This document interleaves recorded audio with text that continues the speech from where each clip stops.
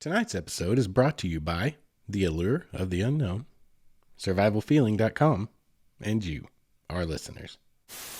The absence of evidence is not evidence of an absence.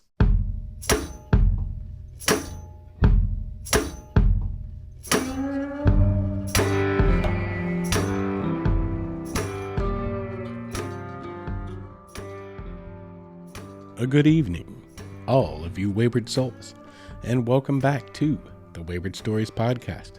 Wayward Stories is the podcast where we tell stories, all kinds of stories. Mostly we've been telling my stories. We hope to tell your stories.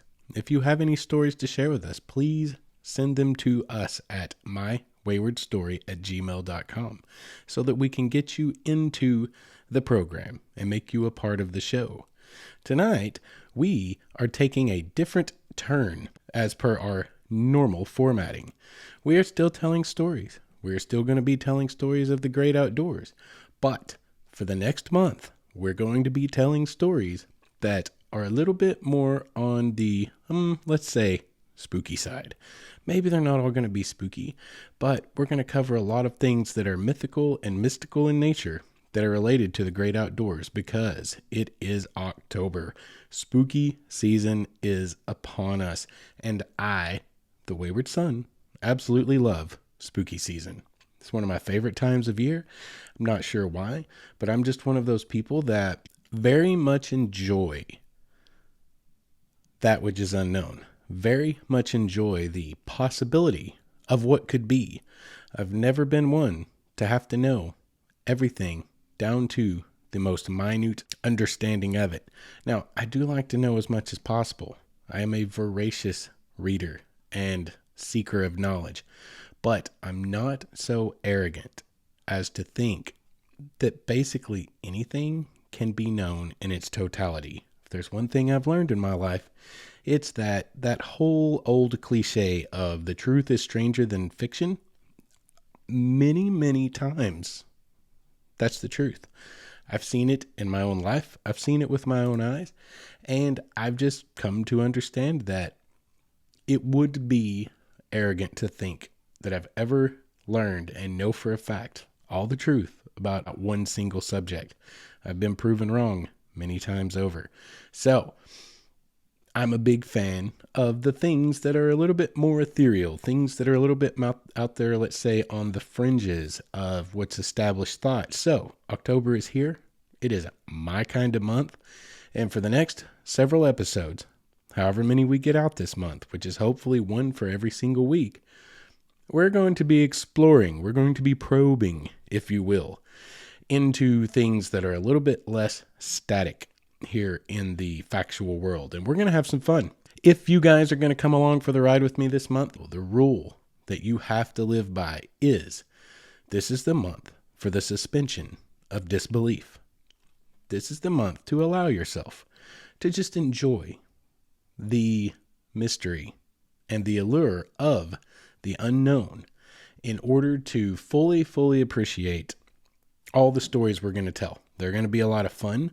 They're going to be very, very interesting. I hope that they jog your mind and your inquisitive spirit, and you just allow yourself to be a little bit of a kid again for a little while and just enjoy the ride. This is going to be a lot of fun for me. This is really going to be right in my wheelhouse. What I love more than anything in this whole world is history, mythology, folklore. I've mentioned it before. I love anthropology. I love archaeology because archaeology gives us a lot of the evidence for the anthropology. It gives us a lot of the evidence and proves a lot of things are possible that we previously didn't think were possible. There's a lot of fun stuff out there when you go down that rabbit hole, when you chase that trail. Let's say when you decide to take that trail of knowledge of things that you want to go out and understand and find and experience. It opens up a whole world of understanding, make you a lot wiser person and really broaden your horizons. So we're going to have a lot of fun. This is really going to be in my wheelhouse. I'm going to thoroughly enjoy making these episodes. I hope that you enjoy listening to them as much as I enjoy making them. There's going to be a lot of hypothetical stuff in here. There's going to be a lot of mystical stuff. If you are a straight up hardcore non-believing atheist, you might not enjoy all these episodes, but I hope that you can just kind of let yourself just be a kid again. Have a little bit of fun in the spirit of the spooky season. And that said, I guess I should throw in the disclaimer that this is not meant to exclude anyone of any belief system in any way, shape, or form. This is just something I like, something I enjoy, and something that I hope you guys will enjoy with me as we go. This week, episode 1, part 1 of the spooky season here at Wayward Stories, we're going to talk about some, let's say, legendary places. I don't want to say mythical places, because mythical implies that they are nothing but myth.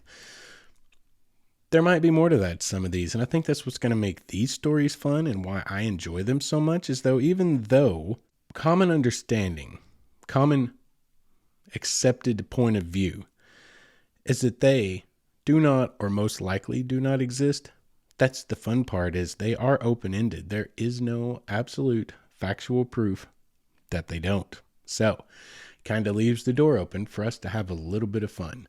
So we're going to talk about some legendary places. There are quite a few throughout the world. There was a couple that I excluded from this episode when I was doing my prep work for it because there was just too much meat on the bone. One of them in particular, the Lost City of Z, I believe, by a British explorer, Fawcett, who wanted to find it. There was an entire movie, there was an entire book, there's entire articles written all about it.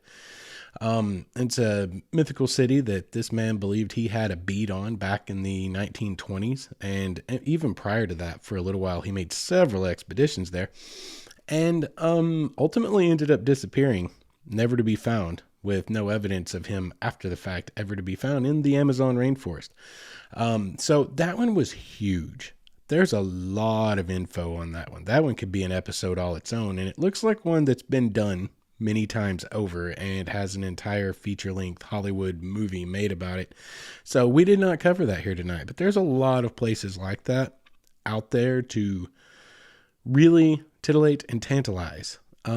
But we covered some tonight. We're going to cover some tonight that I think you guys are going to really enjoy, and they are connected directly to adventure out there in the great outdoors and things that really, it kind of makes you think like, you know what, I could possibly find something like this myself. And when we get to the end of today's episode, if you will suspend that disbelief for long enough, we're going to get to a story at the end of the day's episode that will kind of remind you and serve as a proof of concept that, you know what, you spend enough time out there, out in the wilderness, out in the backcountry, you just might find something like this. It could be possible. So let's work on that suspension of disbelief and let's get into our first story of the night. The first story we are going to cover tonight is known as, colloquially, big picture, pop culture, in the zeitgeist, as Kinkead's Cave of the Grand Canyon. The whole story that we have about this cave comes from two articles written in the Arizona Gazette in 1909 by an unknown author.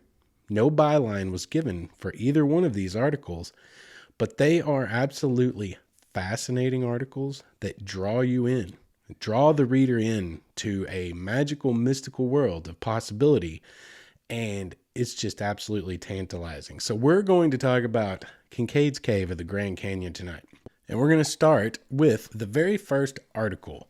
This article ran in the Arizona Gazette on Friday evening, March 12th, 1909. And again, no byline is given. That means, for any of you out there that aren't into journalism, no byline means who's it written by. There is no byline. We do not know who wrote this article. But this article was titled, G.E. Kinkead Reaches Yuma. G.E. Kinkead of Lewiston, Idaho, arrived in Yuma after a trip from Green River, Wyoming, down the entire course of the Colorado River. He is the second man to make this journey and came alone in a small skiff, stopping at his pleasure to investigate the surrounding country. He left Green River in October, having a small covered boat with oars and carrying a fine camera, with which he secured over 700 views of the river and the canyons, which were unsurpassed. Mr. Kinkead says one of the most interesting features of the trip was passing through the sluiceways at Laguna Dam. He made this perilous passage with only the loss of an oar. Some interesting archaeological discoveries were unearthed, and altogether the trip was of such interest that he will repeat it next winter in the company of friends. And that is the end of the first article that ran on March 12th, once again, 1909.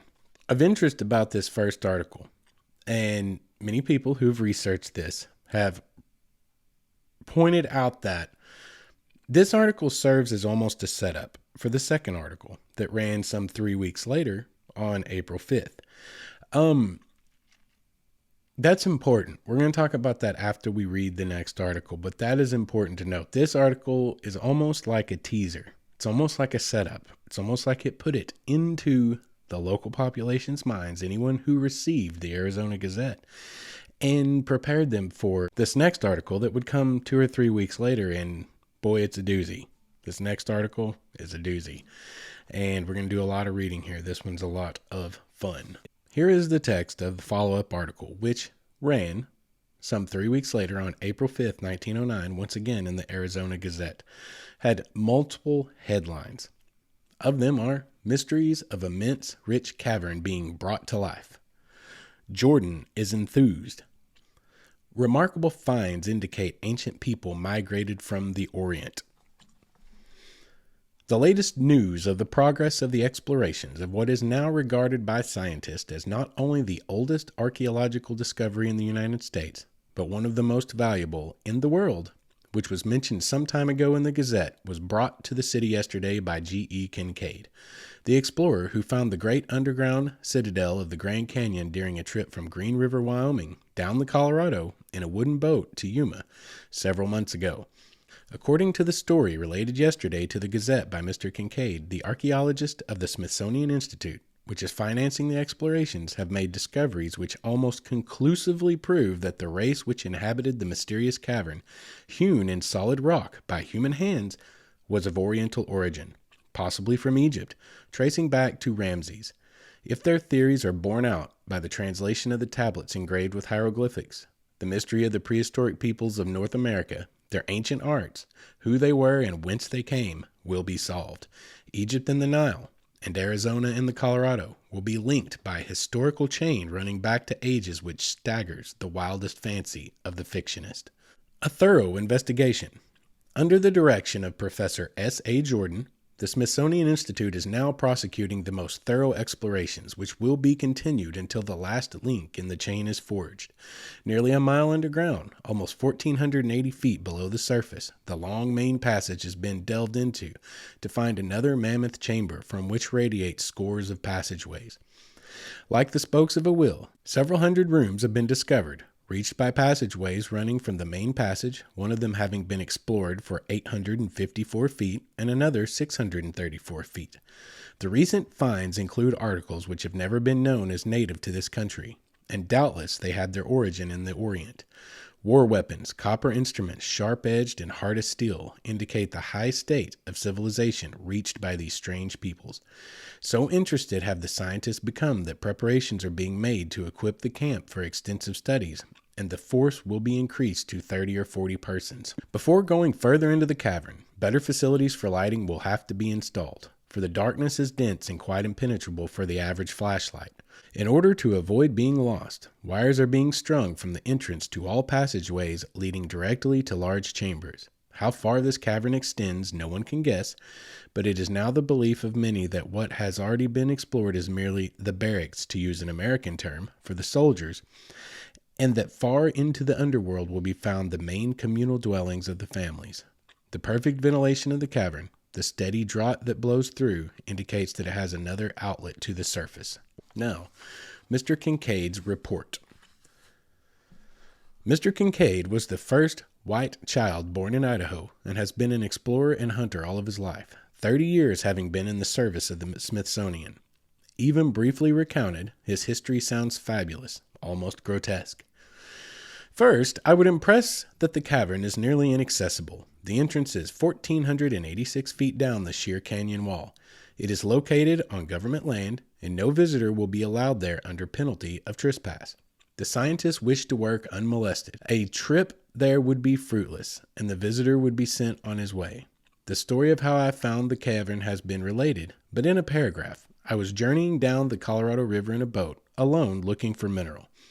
Some 42 miles up the river from the El Tovar Crystal Canyon, I saw on the east wall stains in the sedimentary formation about 2,000 feet above the riverbed.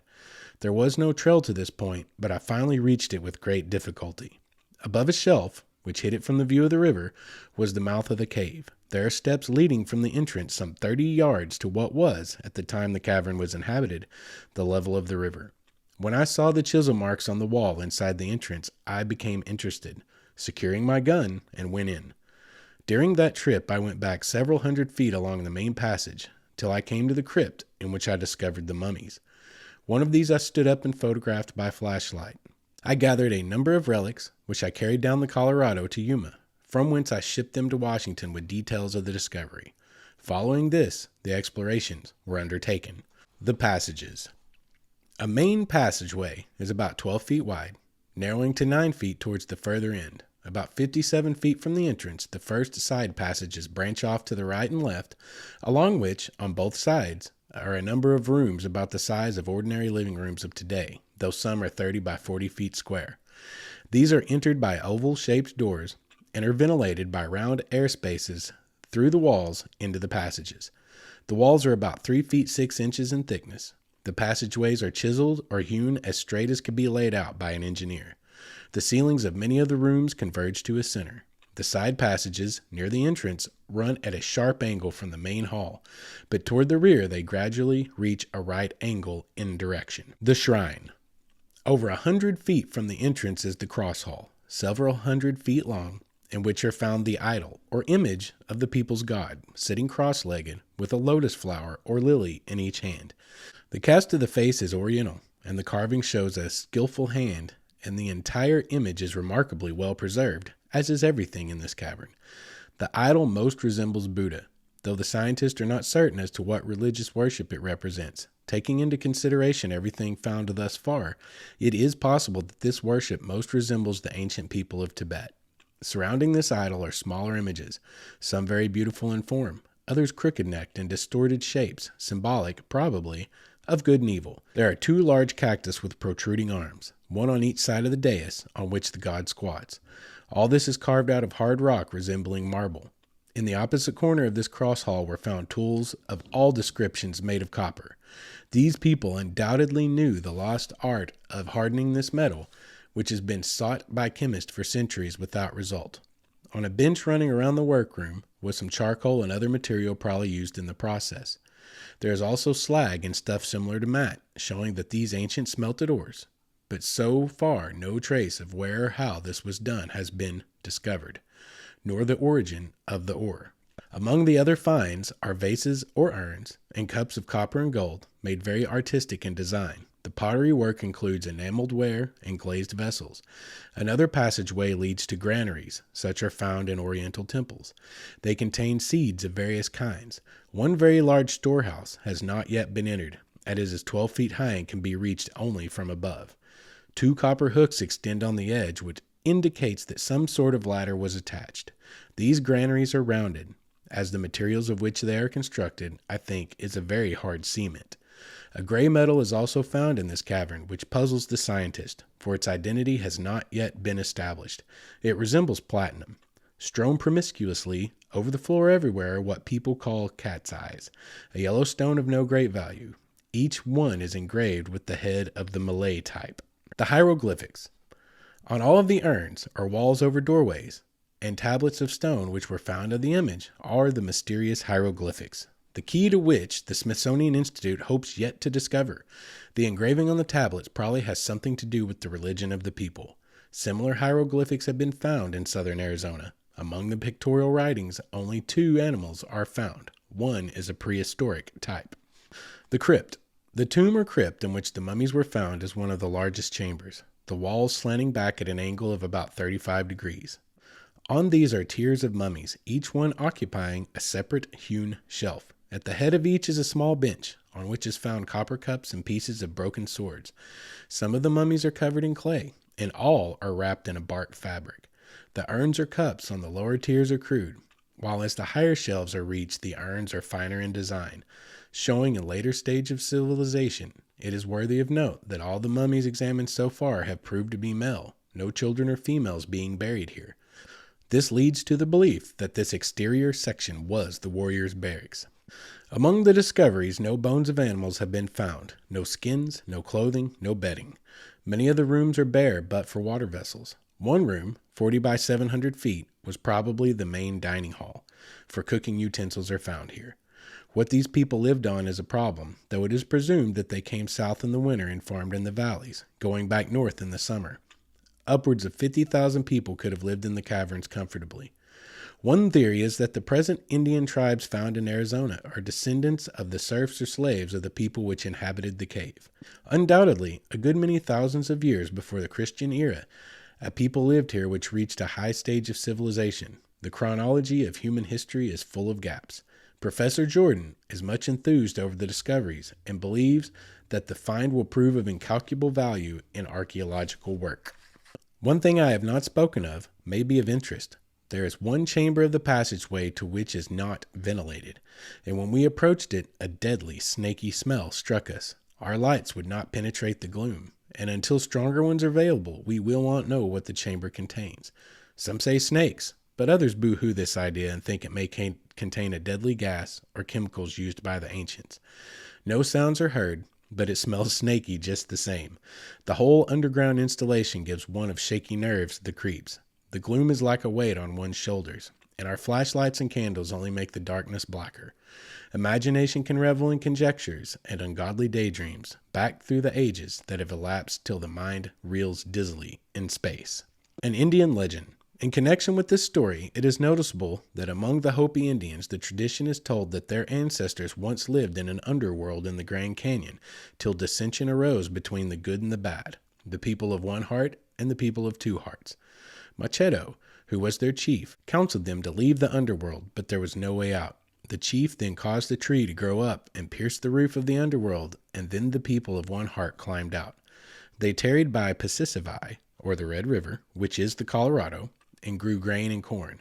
They sent out a message to the Temple of the Sun asking the blessings of peace and goodwill and rain for the people of one heart. That messenger never returned, but today at the Hopi villages at sundown can be seen the old men of the tribe out on the housetops gazing towards the sun, looking for the messenger. When he returns, their lands and ancient dwelling place will be restored to them. That is the tradition. Among the engravings in the cave is seen the image of a heart over the spot where it is located. The legend was learned by W. E. Rollins, the artist, during a year spent with the Hopi Indians. There are two theories of the origin of the Egyptians.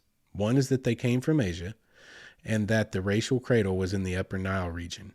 Heron, an Egyptologist, believed in the Indian origins of the Egyptians. The discoveries in the Grand Canyon may throw further light on human evolution in prehistoric ages. That is the end of the article. There are a lot of things to talk about here. One thing we have to address is this was written in 1909 at a different time in society. This was way before PC culture. This was way before cancel culture. This was way before our current standard that is ever evolving of recognizing and legitimizing and respecting other people's beliefs and cultures was. It was very much obviously a white-centric point of view. Like, why does it need to point out he was the first white child born in Lewiston, Idaho? I don't know if that was meant to establish his intelligence because he's a white guy, or if it was just meant to, add more color to the backstory and make him a more relatable human, and possibly even try to give some credibility to his many years as explorer. That follows directly after in the passage. And it may just be saying that, like, this is how long this guy's been around and how far back he goes. Like, he was the first European descendant person born into those territories, which takes it way back. Maybe it was just meant to establish credibility, but that's probably giving it too much credit. And it was probably just from that point of view of the time frame, which we have to take with, well, I don't want to say a grain of salt. That's not the right thing to say, but we have to take it for that's how it was. It's how it is back then. And we just kind of have to accept it for what it was, because we can't change what was. We can only change ourselves as we move forward, which we are working on doing as a society. But moving on back to the story, what's fascinating about Kinkead's Cave of the Grand Canyon, this has been dug into by many, many notable people, many skeptics, and people who want to believe in it alike. And if you go and research it for yourself, you're going to find people who are just dead out saying, absolutely, factually proven, does not exist. And then you're going to have people saying, here's all the proof that it does exist. It's a fact. And both will talk about it like their point of view is proven beyond a shadow of a doubt. But here's the truth. There is no point of view proven beyond a shadow of a doubt. You cannot prove something doesn't exist, right? The absence of evidence is not evidence of an absence, correct? But you also can't prove that it is. And if you go look, any of you that go out there and look, you will find pictures on the internet that say, these pictures are taken of the artifacts that were found. These pictures are pictures of the cave. None of those are. None of them are. No one has ever conclusively found anything. Like, that's the other side of the propaganda about this. What's fascinating about this story, though, is a byline was never given. Professor S.A. Jordan nor G.E. Kinkead can be traced or found in any genealogies anywhere. They most likely, probably, unfortunately, didn't exist. But because it is spooky month and we are suspending our disbelief here, what works in our favor is that nobody has ever been able to conclusively prove or disprove the existence of this fascinating idea of a cave that could exist somewhere in the vast expanses in the depths of the Grand Canyon, yet to be rediscovered someday. There are many caves in the Grand Canyon. Most of them are gated shut, as are many of our caves here in Arkansas. Like, guys, this thing is a whole thing. Like, okay, I'm not going to take a side on it other than to say it's fun to enjoy the thought that it could exist. And this was written at a time when the West was still very much not unexplored, but less explored than it is today. There were a lot less people on this continent in 1909 than there are today. There were a whole lot less automobiles. Like, there was maybe exactly 10 Model Ts out there somewhere. God, I don't know cars well enough. Maybe the Model T, maybe it's Model A's. Maybe it's Model A's. I don't know. People weren't exploring the world like this nearly as much as they do today. We didn't have nearly as much access. This harkens back to a time that there's much more of a mystical point of view, more of a mystery, more of an allure to what's out there that is unknown. And I love that because it brings back a nostalgic point of view of that time frame. And also, like I said, it's never been proven or disproven. So we can enjoy the thought of the possibility of a place like Kinkead's Cave that houses mysteries yet unknown that could explore our origins, many of our origins. And it's just a fascinating point of view. There was a lot of other things in this article that were wrong with it. Like, in my opinion anyway, like just assuming that the Hopi are the ancestors of the slaves of whoever was in that cave. Like, you can't make that assertion. Like, there's nothing whatsoever to base that on whatsoever. And it was a very white-centric point of view back then. By far, it absolutely was. Can't get around that. But the story itself is absolutely fascinating. It makes your mind wonder about the world. Like, what else is there that we don't know about? What if something like this could exist? And that's why I love the story of Kinkead's Cave so much, because, again, never proven, never disproven. And I think the most fascinating and interesting part about it is what's mostly speculated, and to be honest, is probably accurate, is that it was a April Fool's joke. This was written during a time when a thing called yellow journalism was happening. And what yellow journalism was, is it all it had to do with was the color the papers were printed on. But that's when, like, okay, what we see today in like those crazy tabloid magazines, you know, like the ones that have like Bat Boy and National Enquirer and, you know, race of alien lizard people running a shadow government you see on the newsstands. That kind of stuff was actually being printed in legitimate newspapers to try to increase readership. And there was also a gentleman, Joseph Mulhattan, who was famous for writing stories exactly like this in newspapers around the world, or the United States rather. And the fascinating thing is about this, though, even though that's most likely the explanation of what exists there in the Grand Canyon, no one ever took credit for it. Who pulls an April Fool's joke and doesn't out it later and say, I gotcha? Who pulls a joke like this and doesn't take credit? Who writes an enormously fascinating story like this and takes no credit for it? That's what I think is the seed of that's the seed of why this story is still out there in the zeitgeist and still exists as something people hope that they can believe in to some degree, is because no one ever took credit. There was no pin. This was never nicely wrapped up in a bow and set aside as, okay, we have an explanation that is the most likely and satisfying explanation. We do have a most likely explanation, but it's not evidenced by anything other than trying to use common sense and logic. No one took credit for it. This story still exists out there as an open-ended story for us to suspend our disbelief here at Wayward Stories in the spooky season and enjoy the thoughts of what could be. Now we are going to take our break for tonight, take our sponsor break, and then we'll come back with another story of a place that might just exist somewhere out there, deep in the desert, to fascinate and enchant you with. I want to take a second to tell you guys about tonight's sponsor, Survival Feeling. Survival Feeling is a hiking brand based in Greece, and they offer an assortment of gear that's aimed towards the goal of helping you better enjoy your time outside. And that is, of course, what we are all about here at Wayward Stories.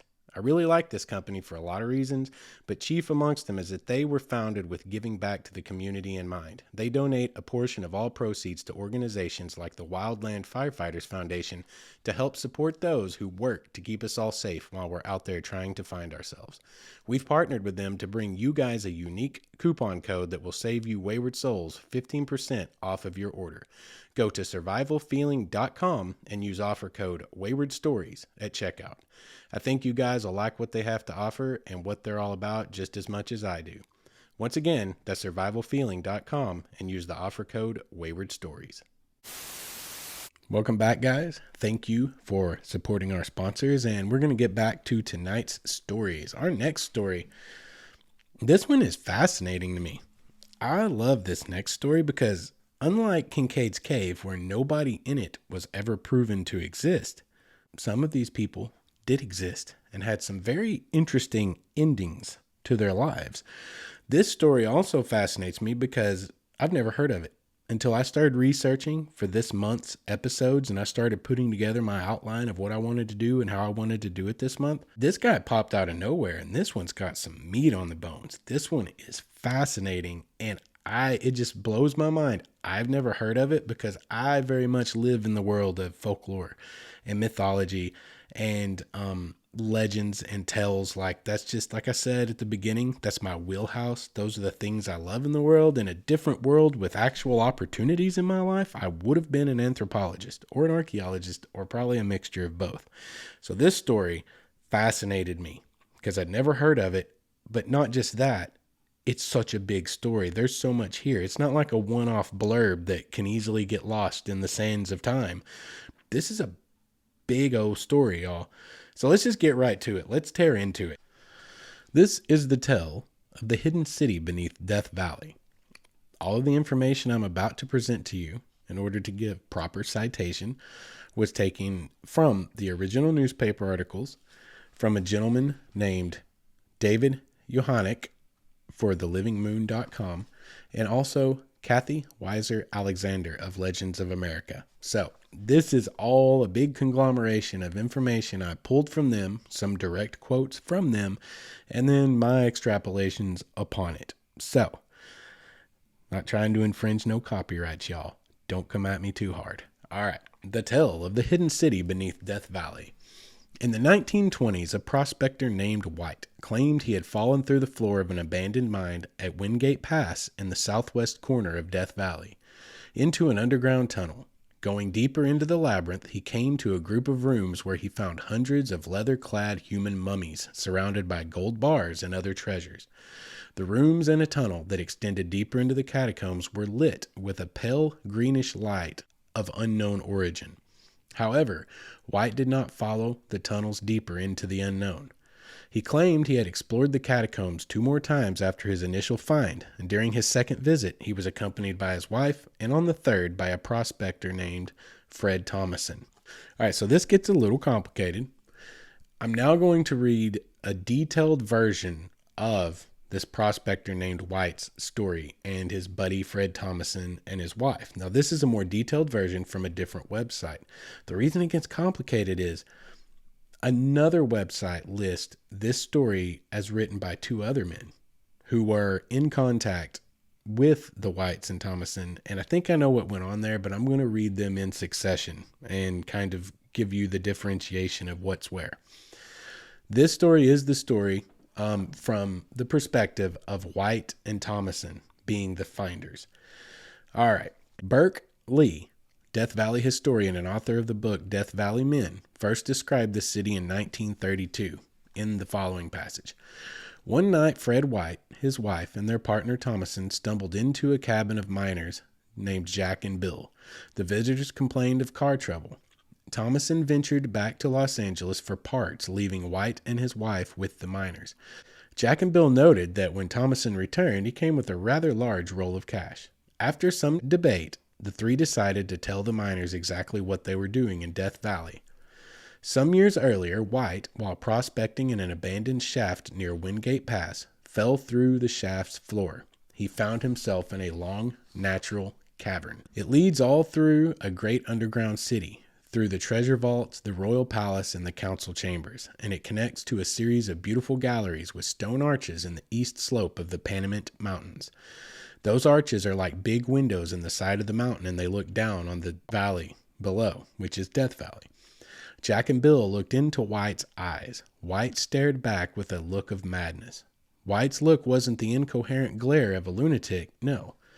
He believed in what he claimed to have found. White's madness was the glee of someone striking it rich. "Why don't you start at the beginning?" Jack asked. Fred White rose in the cavern, dusted himself off, and peered into the inky blackness. Looking around his small circle of light, he saw climbing out was impossible. Having only one choice, White crept into the unknown. Inch by inch, he made his way down a natural cavern. At certain places, he felt the unmistakable impressions of tool marks. Had he stumbled into another mine? After hours of clambering, White's hand slipped off of the cavern wall. He fell forward. The wall came to an end, but luckily the floor did not. This was no longer the floor of a cave. It was smooth, almost polished. Reaching into his pack, White pulled out a candle. Having only a few, he hadn't dared light one, and now a combination of curiosity and necessity forced him to strike a match. White's jaw dropped when the candle light illuminated a table. Inlaid with jewels, they glittered in the dim light. He brushed away the dust of unknown years, revealing a table of polished stone, smooth as glass and reflective as a mirror. Running his fingers along the line of encrusted jewels on the table's edge, White bumped into something blocking his path. Looking up, White saw that he was not alone. He screamed, dropping the lit candle. Rolling down the table, the candle illuminated a grim gathering. Around the table they sat, dried flesh stretched tight over ancient bones. White staggered backwards and lost control. His arms searched the darkness to find the cavern from which he had came. His fingers found arms, legs, and faces. He composed himself, realizing that these bodies were dead. They could not hurt him. Stumbling over a strange lever in the floor, White lit another candle. Turning the lever, a sudden burst of flame singed his eyebrows. Other bursts surrounded the circumference of the room. The illumination of gaslights for the first time revealed the full extent of his discovery. White counted at least 100 mummified corpses. Some sat at the long table, others stood like guards around the chamber, propped up by golden spears and shields. Most laid in heaps on the floor. They wore leather clothing. Some wore jewels adorned leather aprons and gold armbands. Something even more astounding drew his attention. Above him towered the image of a man, or perhaps a god, made of solid gold. Fred White would make 2 more trips to the lost city, joined by his partner Thomason, and once with his wife. They found stone doors, balanced so that you can move them with your little finger, if you find the right place. They ascended passages, reaching high into the mountains, leading to these large windows overlooking Death Valley. The party developed an astounding theory. They're high above the valley now, but we believe that those entrances in the mountainside were used by the ancient people that built the city, and they used to land their boats here. The explorers hoped to attract scientific interest to their find. White claimed the Smithsonian Institute offered him $1.5 million for the discovery. Another quote-unquote government man expressed interest but wanted proof. What proof White had was lost when a friend with whom they left several artifacts, as well as gold and jewels, disavowed any knowledge of these artifacts. Swindled out of their proof, the treasure hunters retrieved more relics, this time burying them near the cavern entrance. Returning to Death Valley, on what was to be their 4th trip to the Lost City, the explorers found a drastically changed area. A storm destroyed several landmarks used to locate the caverns. White's party decided that their only hope to locate the city was to climb to the windows overlooking Death Valley. The treasure hunters were last seen patching a tire near their destination. Jack, Bill, and the other miners searched for them. No trace of White, his wife, Thomason, or their car was ever found.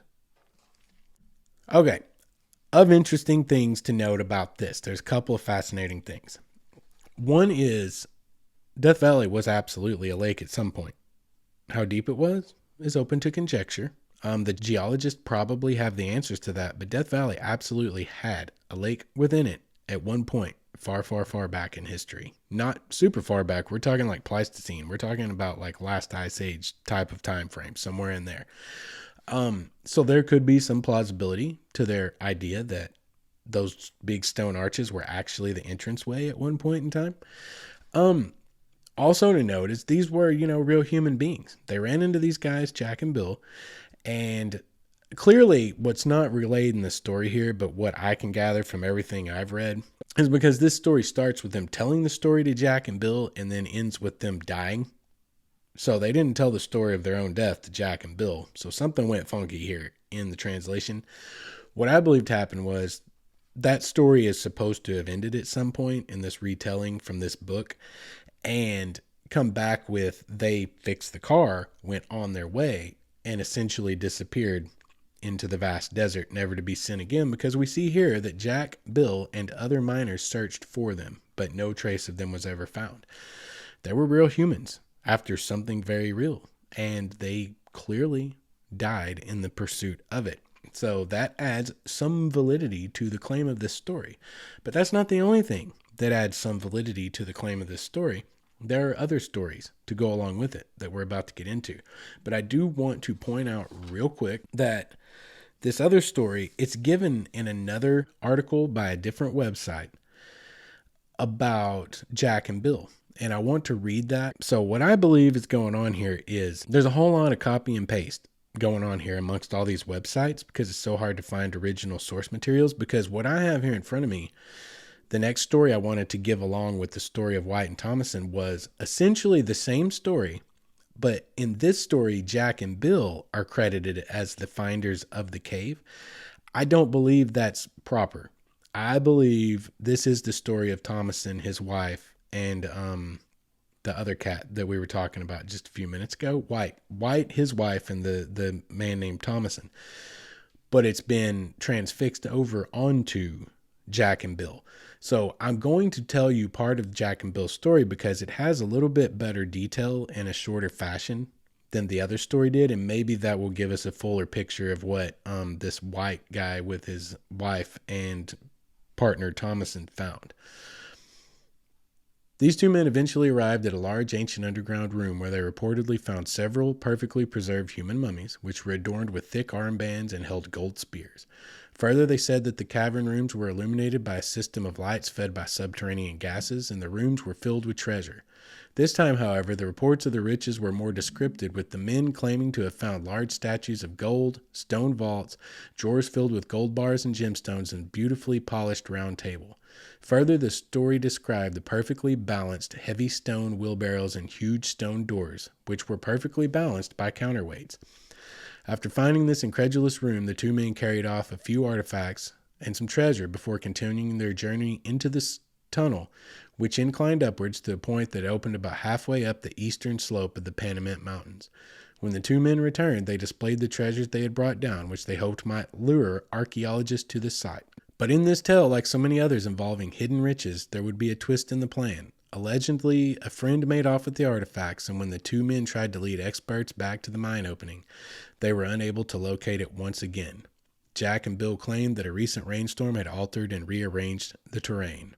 Like former discoverers, these two were also determined to find the cavern entrance and were allegedly last seen preparing to climb the east face of the Panamint Mountains, after which they were never heard from again. Okay, so those are the same exact story. This guy's trying to give credit to it being a second story almost identical to the first. Well, that's because it is identical to the first. It just got somewhere in that historical game of telephone, as we mentioned, in the tellings and retellings and really the copies and the pastes here on the internet, the same story got, what would you say, assigned to Jack and Bill. It's the same exact story, clearly. Exactly the same story, and Jack and Bill exist in the first story. But I wanted to read it because one of the two is more likely to be the actual story, so I want you to have both of them to listen to. And also, it gives a little bit more detail than the first one did, so we get a fuller picture of this original story about the discoverers, White, his wife, Fred Thomason, and then also Jack and Bill, who supposedly went looking for him after the fact. Those people were never seen again, whether it's Jack and Bill or White and his companions, but they were real humans that really went missing in search of the city that they were convinced was there. You have to take that into account to some degree for credibility, do you not? Because who would go searching for something over and over again until they get lost in the mountains and die if they did not truly fully believe it was there? The whole point is, I don't think this story was originally a hoax. Maybe it was overblown. Maybe they were going off an older story that they had heard previously and had a full conviction that it was there, having never seen it for themselves. That's also a possibility. But we believe we have to, given the evidence that we have, that they either saw something or knew of something that had them convinced something was really there because they died trying to find it. Therefore, we don't believe this to be a hoax story just for the fun of telling a story. People died looking for this thing. So, there is more evidence to this, though, and some of it goes back just a little bit further. This actually happened around the time Thomason was telling his story to the public. Thomason and the man White. I don't think White was ever given a first name.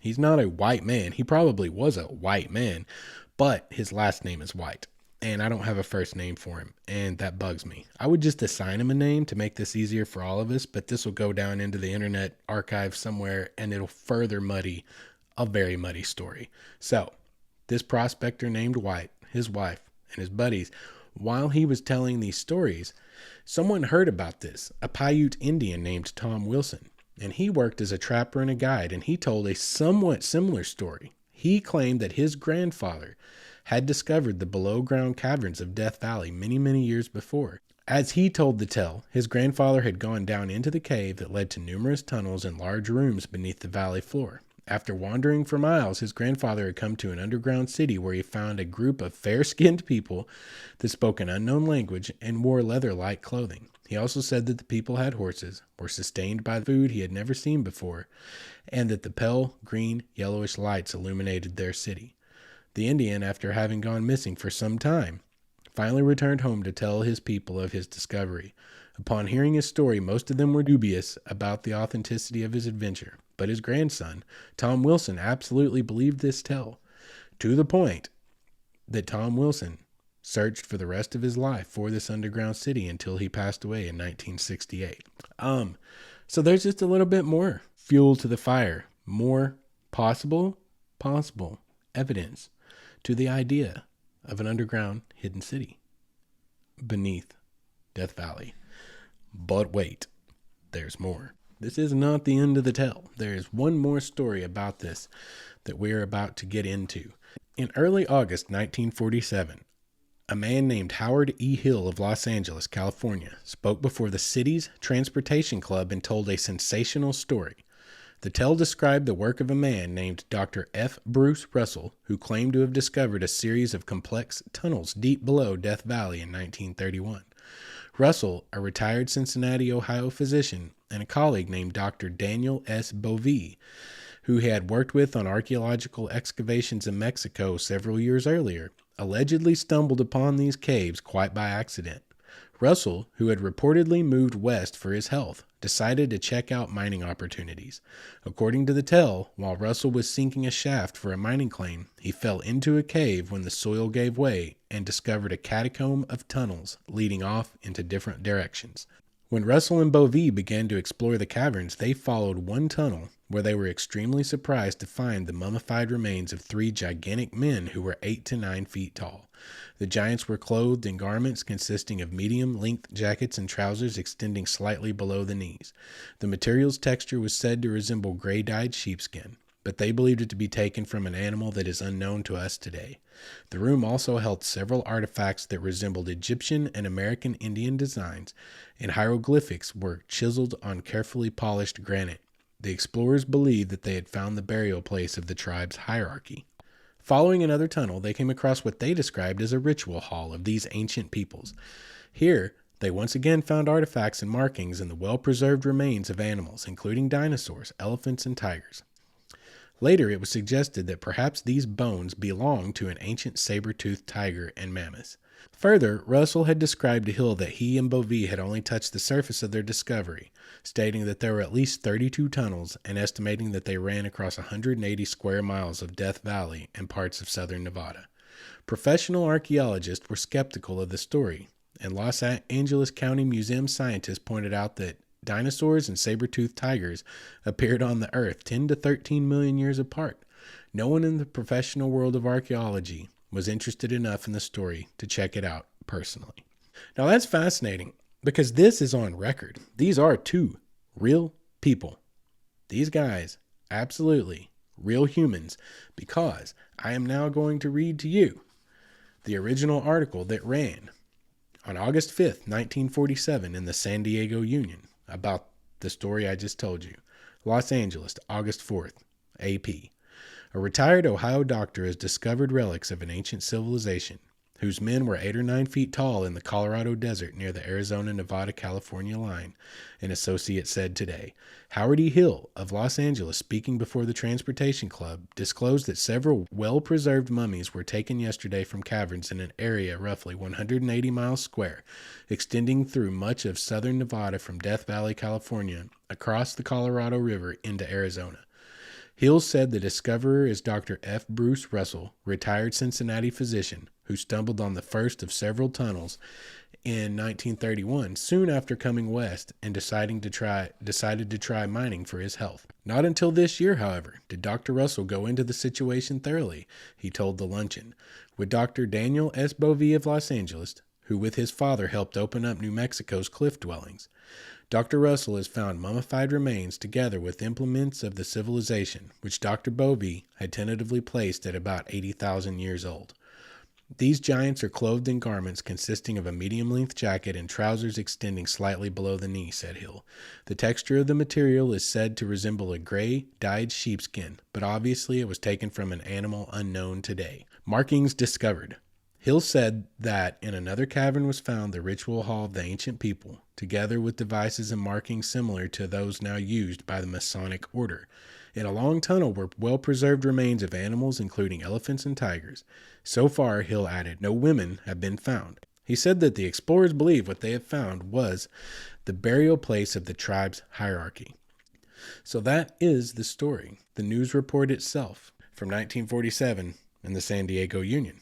So real humans doing a real thing. Nobody took them seriously, but there is a conclusion to that story, and it is this. Despite scientists' disinterest, Dr. Russell and a group of investors created a corporation called Amazing Explorations Incorporated to handle the release and hopefully profit from this remarkable find. But in the constantly shifting sands of the deceiving desert, Russell was unable to find the site the next time he tried to show his friends. Afterward, Russell disappeared, Months later, Russell's car was found abandoned with a burst radiator in a remote area of Death Valley, and his suitcase was still in the car. Dr. Russell was never found. Dr. Russell died in pursuit of this lost city that he was convinced he had seen with his own eyes, just as did the prospector White, his friend Thomason, and his wife, and possibly many others. I know old Tom, the Paiute Native American, died looking for it, not in the process of looking for it, but he spent his whole life up until his death looking for it.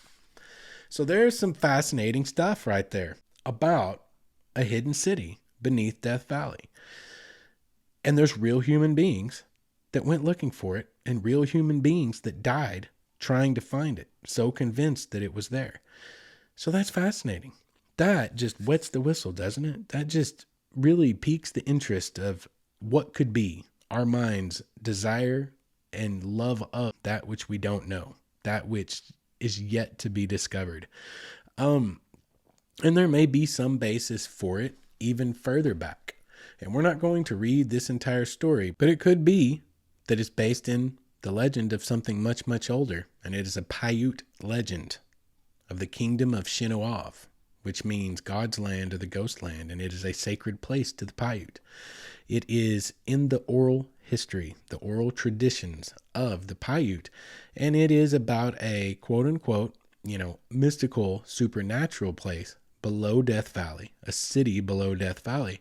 But one thing that I know for a fact, though it is ascribed by the Paiute as being a supernatural place, a place of origin, a place where the gods reside, many of those kinds of stories. And number one, who are we to say that the Paiute gods don't reside there? I don't know the Paiute gods, and neither do you. Only they know that.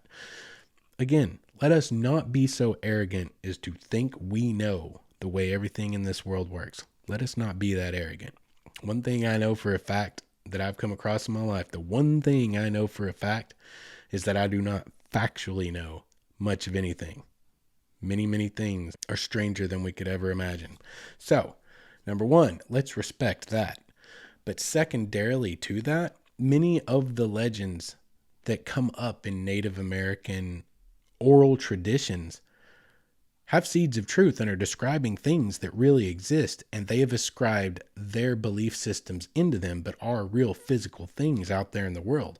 So there could be evidence in the story of the kingdom of Shinawave in the Paiute tradition of some kind of something, some kind of cave, some kind of complex that exists below the surface of the Valley of Death, as they say. So anyway, I find all of that absolutely fascinating. I believe the second story has a lot more possibility of validity than the first. But again, it is October, and we are suspending our disbelief to have a good time with the month of October during the spooky season. And to hammer home my point, this episode's getting really long. I expected it would, because again, this stuff's my wheelhouse. I love this kind of stuff. I knew I would run long, and we have. But to punctuate my point that we do not know what could be out there, that we do not know what could exist, I'm about to read you a story of a hidden underground place, a cave, that could be considered, you could call it a city, because it was absolutely inhabited by many, many people many, many years ago. But we're going to go over this because this is a real thing that really happened in real life and is well documented. And you can go see all the pictures, all the images of all the things that have been documented inside this cave. And it follows along really with the two stories we've already heard, except this one is real. And it is a little bit less glamorous. There isn't nearly as much material wealth hidden away in this one. But this one is proof of concept, and I love proof of concept. And this is proof of concept that we shouldn't be so arrogant as to think that something this massive could exist and us not know about it in the modern era. This is the story of Chauvet Cave in France. On Sunday, the 18th of December in 1994, on the Cirque d'Estrade, Jean-Marie Chauvet led his two friends, Eliette Brunel and Christian Hilaire, towards the cliffs. A slight breeze coming out of a small hole at the end of a little cave drew his attention, and he wanted to investigate. All three of them are passionate speleologists and have had countless discoveries in first. It was late afternoon, and the little cave into which they entered was already known, but located very close to a major hiking trail. But there, behind the fallen rocks, they were sure that there was something, so they dug and unblocked a passage and then slipped inside. They found themselves looking out over a dark, empty space. They did not have the equipment to continue. It was already dark, and they went back to their vehicles to get the essentials, and after hesitating a little, they eventually returned to their discovery. They used their speleological ladder to descend and discovered a vast chamber with a very high roof, filled with splendid, glimmering concretions. They pushed on in a single file towards another, equally vast chamber and admired the unexpected geologic beauty around them. They also noticed animal bones. They explored almost the whole network, and on their way back, Eliette noticed a small red ochre mammoth on a rocky pendant in the beam of her headlamp. "They were here," she cried out, and from then on, they carefully looked at all the walls, discovering hundreds of paintings and engravings. So what is inside Chauvet's cave that was just discovered in 1994? 1994, guys. Not that long ago. Not that long ago. What's inside? The soft clay-like floor of the cave retains the paw prints of cave bears along with large rounded depressions that are believed to be the nests where the bears slept. Fossilized bones are abundant and include the skulls of cave bears and the horned skull of an ibex. A set of footprints of a young child and a wolf or a dog walking side by side were found in this cave. This information suggests the origin of the domestic dog could date to before the last ice age. Hundreds of animal paintings have been cataloged depicting at least 13 different species, including some rarely or never found in other Ice Age paintings. Rather than depicting only the familiar herbivores that predominate in Paleolithic cave art, horses, oryx, mammoths, etc., the walls of the Chauvet cave feature many predatory animals. An example, cave lions, leopards, bears, and cave hyenas. There are also paintings of rhinoceroses.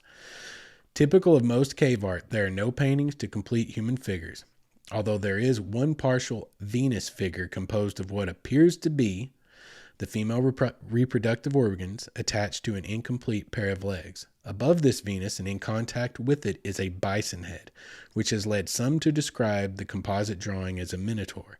There are a few panels of red ochre handprints and hand stencils made by blowing pigment over hands pressed against the cave surface. Abstract markings, lines and dots, are found throughout the cave. There are also two unidentifiable images that have a vaguely butterfly or avian shape to them. This combination of subjects has led some students of prehistoric art and cultures to believe that there was a ritual, shamanic, or magical aspect to these paintings. One drawing, later overlaid with a sketch of a deer, is reminiscent of a volcano spewing lava, similar to the regional volcanoes that were active at the time. If confirmed, this would represent the earliest known drawing of a volcanic eruption. The artist who produced these paintings used techniques rarely found in other cave art. Many of the paintings appear to have been made only after the walls were scraped clear of debris and concretions, leaving a smoother, noticeably lighter area upon which the artist worked. Similarly, a three-dimensional quality and the suggestion of movement are achieved by incising or etching around the outlines of certain figures. The art is also exceptional for its time for including scenes, e.g., animals interacting with other animals. A pair of woolly rhinoceroses, for example, are seen butting horns in an apparent contest for territory or mating rights. This is the Chauvet Cave, not entered for over likely 25,000 years.